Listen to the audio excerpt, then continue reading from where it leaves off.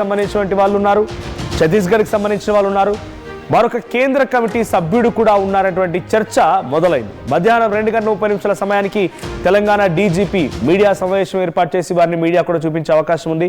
అయితే శివధర్ రెడ్డి సమక్షంలో లొంగిపోతున్నటువంటి 40 మందిలో 24 మంది తెలంగాణ వాళ్ళేనట. 24 మంది తెలంగాణ రాష్ట్రానికి సంబంధించిన వాళ్ళే ఉన్నారట. సో పోలీసు అదుపులో అగ్రనేతలు ఉన్నారా లేదా అనేది ఇంకా క్లారిటీ లేదు.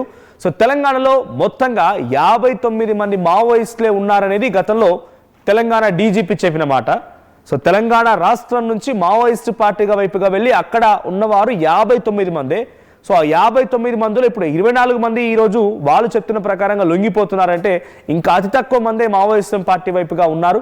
సో వారందరూ కూడా త్వరలోనే మేము మావోయిస్టు పార్టీల నుంచి బయటకు తీసుకొచ్చి జనజీవన స్రవంతిలో కలుపుతామనేది పోలీసులు చెప్తున్నమాట. ప్రస్తుతం కేంద్ర కమిటీలో ఉన్నటువంటి వారు గణపతి, దేవ్జీ, మల్లా రాజిరెడ్డి అండ్ పాక హనుమంతు, పస్నూర్ నరహరి.